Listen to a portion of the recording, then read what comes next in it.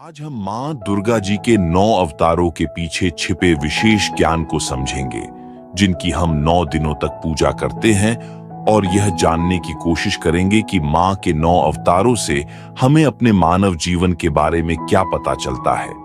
शाक्त संप्रदाय में माँ दुर्गा को निराकार ब्रह्म का सगुण रूप माना जाता है और शायद यह दुनिया का एकमात्र ऐसा संप्रदाय है जहां ब्रह्मांड की उत्पत्ति के पीछे की शक्ति को स्त्री रूप में देखा जाता है। दुर्गा जी की पूजा का इतिहास बहुत प्राचीन है। मां दुर्गा का उल्लेख न केवल पुराणों, आगम ग्रंथों, रामायण और महाभारत जैसे ऐतिहासिक ग्रंथों में है, बल्कि ऋग्वेद, अथर्ववेद, तैत्तिरीय, आरण्यक और देवी उपनिषद में भी है। जब सनातन धर्म में अवतारों की बात आती है, तो जहां एक तरफ भगवान विष्णु के दशावतार प्रसिद्ध है, वहीं दूसरी तरफ मां दुर्गा के 9 अवतार, और जहां विष्णु जी के दशावतार संपूर्ण मानव जाति के विकास को दर्शाते हैं, जैसे उनका पहला अवतार मछली के रूप में हुआ। इसमें बताया गया है कि कैसे समुद्र से जीवन की उत्पत्ति हुई, उसके बाद कूर्म अवतार कैसे भूमि पर जीवन में आया, फिर वराह अवतार कैसे जंगली जानवर की उत्पत्ति हुई, फिर नरसिंह अवतार की जानवर से मनुष्य की उत्पत्ति हुई, और उसके बाद वामन, परशुराम, राम, कृष्ण, बुद्ध और कल्कि जैसे अवतार। ये अवतार दर्शाते हैं कि किस तरह मनुष्य की बौद्धिक क्षमता धीरे धीरे बढ़ी और साथ ही साथ आकांक्षाएं भी बढ़ी। तो जहां विष्णु जी के अवतार हमें पूरी मानवता के बारे में बताते हैं, वही दुर्गा जी के 9 अवतार व्यक्ति विशेष यानी व्यक्तिगत मनुष्य के जीवन के अलग अलग चरणों की व्याख्या करते हैं। तो आइए एक एक करके मां दुर्गा के हर अवतार को गहराई से समझते हैं। दुर्गा जी का पहला अवतार शैलपुत्री है, और अगर आप नाम पर ध्यान देंगे तो इसमें 2 चीजें नजर आती हैं, एक शैल और दूसरा पुत्री। शैल का मतलब होता है पहाड़ और पुत्री का मतलब होता है बेटी, तो शैलपुत्री का मतलब हुआ पहाड़ की बेटी। यह रूप मां का सबसे आदिम रूप है, मतलब देवी मां अभी अभी जन्मी है। और अगर इस अवतार की तुलना की जाए तो हम इस अवतार की तुलना एक नवजात शिशु से कर सकते हैं। और जब बच्चा पैदा होता है तो उसे उसके अपने नाम से नहीं, बल्कि उसके माता पिता के नाम से जाना जाता है। इसीलिए माता के इस अवतार का अपना कोई नाम नहीं है, वह अपने पिता के नाम से जानी जाती है। और अगर आप मां के इस रूप को देखें तो इस रूप में उनके 2 हाथ दिखाए गए हैं, जहां आमतौर पर मां दुर्गा को 4, 8 या 18 हाथ हो और एक विकराल के साथ दिखाया जाता है। लेकिन उनका यह रूप सबसे बुनियादी रूप है जिसमें उनका अभी अभी जन्म हुआ है, इसलिए उन्हें 2 हाथों के साथ दिखाया गया है। एक हाथ में त्रिशूल है और दूसरे हाथ में कमल है। जहां त्रिशूल प्रतीक है विनाश का, दानव संहार का, वही कमल प्रतीक है सौम्यता का। जैसे एक बच्चे में बहुत सी क्षमताएं होती हैं कि वो बड़ा होकर क्या करेगा, वैसे ही मां दुर्गा के इस रूप में भी बहुत क्षमताएं हैं। जहां एक तरफ वो शस्त्र उठा सकती है, वही दूसरी तरफ कमल। इस बात का प्रत्यक्ष प्रमाण है कि मां शांति, आनंद और धर्म की स्थापना भी कर सकती है। ये उनकी क्षमता है। तो ये था मां का पहला रूप, जिसकी तुलना आप एक नवजात शिशु से कर सकते हैं। मां दुर्गा का दूसरा अवतार ब्रह्मचारिणी अवतार है, और अगर आप इस अवतार की तुलना करें तो आप इस अवतार की तुलना एक स्कूल जाने वाले बच्चे से कर सकते हैं।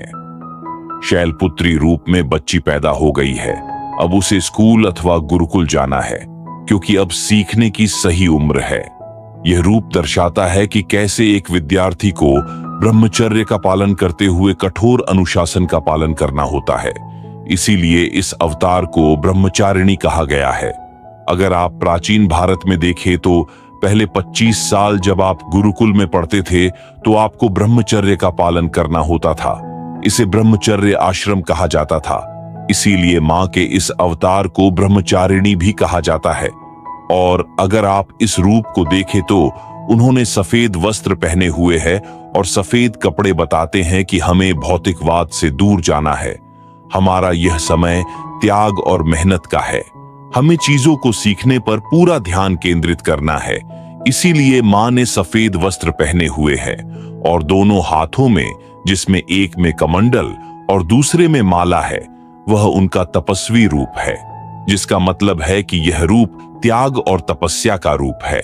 अपने जीवन को उत्कृष्ट बनाने के लिए आपको पहले 25 वर्षों में मेहनत करनी होगी। आपको सांसारिक भटकावों से दूर जाना होगा और यह हर विद्यार्थी को करना ही पड़ता है अगर उसे वाकई जीवन में कुछ अच्छा करना है और किसी अच्छी दिशा में आगे बढ़ना है। इसलिए आप इस रूप की तुलना स्कूल अथवा गुरुकुल में पढ़ने वाले बच्चे से कर सकते हैं और यही मां दुर्गा के ब्रह्मचारिणी अवतार के पीछे का अर्थ है। मां दुर्गा का तीसरा अवतार चंद्रघंटा है और यह मां का सबसे समृद्ध रूप है। जहां आपने देखा कि मां शैलपुत्री और ब्रह्मचारिणी के केवल 2 हाथ थे, वही मां चंद्रघंटा अवतार में मां के 10 हाथ है और जहां कुछ हाथ शस्त्रों से सुशोभित है, वहीं दूसरी ओर कुछ हाथों में कमल, घंटी, कमंडल और जल कलश है। यहां मां भक्ति और शक्ति से भरी हुई है। मां का यह रूप वैसा ही है जैसे स्कूल या गुरुकुल से बच्चा पढ़ाई पूरी करता है और कई कौशल हासिल करता है।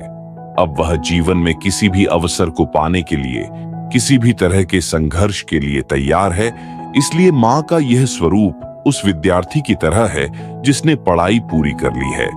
ब्रह्मचारिणी के रूप में मां ने तपस्या की, उन्होंने त्याग किया और फिर उसके बाद उन्होंने कई क्षेत्रों का ज्ञान प्राप्त किया और जिसके बाद मां के मस्तक पर तीसरा नेत्र भी खुल गया, जो इस बात का प्रतीक है कि अब मां हर तरह की परिस्थिति के लिए तैयार है। वह सतर्क है और यदि दुश्मन आते हैं तो वह उनका दमन करेगी और अगर जरूरत पड़ी तो वह धर्म की स्थापना करेगी। इसलिए जिस तरह से एक विद्यार्थी गुरुकुल की पढ़ाई पूरी करने के बाद अपने जीवन के लिए पूरी तरह से तैयार हो जाता है और कई कौशल सीखता करता है, यह मां का यह स्वरूप विद्यार्थी की इसी अवस्था का प्रतिनिधित्व करता है। मां दुर्गा का चौथा अवतार कूष्मांडा है और अगर आप कूष्मांडा नाम को ध्यान से देखेंगे तो कू का मतलब है छोटा और थोड़ा, ऊष्मा का मतलब है ऊर्जा या गर्मी और अंडा का मतलब तो आप जानते ही हैं। मां का यह रूप ब्रह्मांडीय अंडे का रूप है और ऐसा माना जाता है कि जब कुछ भी नहीं था तब मां ने इसी रूप में ब्रह्मांड की रचना की थी। तो हम इस रूप की तुलना एक गर्भवती महिला से कर सकते हैं, यानी जैसे मां कुष्मांडा ने ब्रह्मांड की रचना की, वैसे ही अब गर्भवती महिला भी एक नए जीवन का निर्माण करने जा रही है। और अगर आप ध्यान से देखें तो इस रूप में मां एक घड़ा भी लिए हुए है और ऐसा माना जाता है कि इसमें शहद या अमृत है। और अगर आप ध्यान दें तो हमारी पौराणिक कथाओं में घड़े को गर्भ का प्रतीक माना जाता है। कई कहानियों में प्रतीकात्मक रूप से घड़े से बच्चे पैदा होते हैं, इसलिए घड़े को गर्भ का प्रतीक माना जाता है। इसलिए मां के इस स्वरूप में घड़ा है और मां के रूप को एक गर्भवती महिला के स्वास्थ्य और शक्ति का प्रतीक माना जाता है, जो एक नए जीवन को जन्म देने जा रही है। नवरात्रि के 5वें दिन हम मां दुर्गा के स्कंद माता अवतार की पूजा करते हैं। अब जो मां शैलपुत्री के रूप में पुत्री थी, अब वह खुद मां बन गई है। अब उनकी पहचान मां के रूप में है, इसलिए उनका नाम उनके पुत्र स्कंद अर्थात भगवान कार्तिकेय की मां होने के कारण पड़ा, यानी अब वो स्कंद माता है। तो ये रूप है देवी स्कंद माता का, जो एक मां के रूप को दर्शाता है। जब गर्भवती महिला मां बनती है तो उसके स्वरूप की तुलना इसी रूप से की जा सकती है। और अगर आप यहां देखें तो मां स्नेही है, अपने बेटे के लिए प्यार से भरी हुई है, इसलिए यहां उनके हाथों में कोई हथियार नहीं है। अभी उनका सारा ध्यान अपने बच्चे पर है। एक मां के रूप में वो स्नेह से भरी हुई है और अपने बच्चे का ख्याल रखती है। इसलिए मां स्कंद माता के रूप में आप देखते हैं कि उनके बेटे स्कंद भगवान भी उनकी गोद में बैठे हुए हैं और मां का ये रूप मातृत्व का रूप है, इसलिए स्कंद माता को मातृत्व की देवी भी कहा जाता है। तो मां दुर्गा के इस रूप की तुलना हम उस मां से कर सकते हैं जिसने अभी अभी एक बच्चे को जन्म दिया है। मां दुर्गा का छठा अवतार कात्यायनी अवतार है और इस रूप में मां दुर्गा ने महिषासुर का वध किया था। जैसे जब एक महिला मां बनती है तो वह सर्वशक्तिमान बन जाती है। अब वह किसी पर निर्भर नहीं रहती। अपने बच्चों के लिए और अपने लिए वह पर्याप्त है। मां दुर्गा स्कंद माता बनने के बाद, यानी मां बनने के बाद, अब वह अपने आप में शक्तिशाली हो गई है, सर्वशक्तिमान हो गई है। इसीलिए उन्होंने कात्यायनी का रूप धारण किया और कभी-कभी इस अवतार की शक्ति को दिखाने के लिए उनकी 18 भुजाएं भी दिखाई जाती है। यह उस शक्ति का रूप है जो मां बनने के बाद किसी भी महिला के अंदर आती है। यह मां दुर्गा का शक्ति रूप है, इसलिए इस रूप को शक्ति की देवी भी कहा जाता है। मां दुर्गा का 7वां अवतार कालरात्रि है, जिसे हम काली भी कहते हैं। और अगर कालरात्रि का अर्थ देखें तो हमें 2 तरह के अर्थ देखने को मिलते हैं। कालरात्रि का एक अर्थ है रात की तरह काली और दूसरा अर्थ है काल, अर्थात समय को निगलने वाली। मां का यह रूप महाप्रलय का रूप है। यानी अगर यहां अंधकार से अर्थ निकालने की कोशिश करेंगे तो अंधकार का मतलब है कि संसार का प्रलय हो गया है। जहां काल ब्रह्मांड को खा रहा है, वहां काली काल को खा रही है। अतः मां दुर्गा का यह स्वरूप अत्यंत क्रोधी और प्रचंड है। इस स्वरूप में मां दुर्गा ने अपना धैर्य खो दिया था और इसी स्वरूप में उन्होंने रक्त बीज का रक्त पीकर उसका वध किया था। और उनके क्रोध की सीमा इतनी अधिक थी कि स्वयं उनके पति भगवान शिव को उनका ध्यान रखने के लिए आना पड़ा था। अतः यह मां दुर्गा का अत्यंत प्रचंड स्वरूप है, जो यह दर्शाता है कि जहां एक स्त्री अपने प्रेम से नवजीवन का निर्माण कर सकती है, ब्रह्मांड की रचना कर सकती है, वही समय आने पर वह धर्म की स्थापना के लिए रुद्र रूप धारण करके प्राणों का भक्षण भी कर सकती है। जब ब्रह्मांड का निर्माण हो सकता है तो ब्रह्मांड का विनाश भी हो सकता है। इसीलिए जहां एक स्त्री बच्चे को जन्म दे सकती है, वही दूसरी ओर आवश्यकता पड़ने पर प्राण भी ले सकती है। मां दुर्गा का यह स्वरूप स्त्री का सबसे भयावह स्वरूप है। 5वें अवतार में मां दुर्गा माता बनने के पश्चात, स्कंद माता बनने के पश्चात, वह अपनी शक्तियों के उच्च पद पर आसीन हो जाती है। जैसे उन्होंने कात्यायनी का रूप धारण किया, जो कि एक सर्वशक्तिमान रूप है। उसके बाद उन्होंने कालरात्रि का रूप धारण किया, जो कि उनकी उग्रता और महान क्रोध का रूप है। ये रूप मां दुर्गा के सबसे पूर्ण और उग्र रूप है। इसीलिए आप देखते हैं कि षष्ठी सप्तमी के बाद मां दुर्गा की पूजा बहुत तीव्र हो जाती है। सप्तमी, अष्टमी, नवमी का बहुत महत्व है। लेकिन जहां मां दुर्गा ने कात्यायनी और कालरात्रि के रूप में अपनी उग्रता की सीमा दिखाई, वही उन्होंने यह भी बताया कि वे शांति, सुंदरता और सौम्यता की सीमा तक भी जा सकती है। और यही महागौरी का रूप है। मां दुर्गा का 8वां अवतार महागौरी का अवतार है और महागौरी के रूप में वे अपने पति भगवान शिव और अपने पुत्रों गणेश जी और कार्तिकेय जी के साथ पारिवारिक सद्भाव में रहती है। यह मां दुर्गा का वह रूप है जो किसी भी पुरुष या महिला को अपने परिवार की उन्नति और खुशहाली के प्रति उनकी जिम्मेदारी की याद दिलाता है। मां दुर्गा का यह स्वरूप प्रेम से परिपूर्ण है।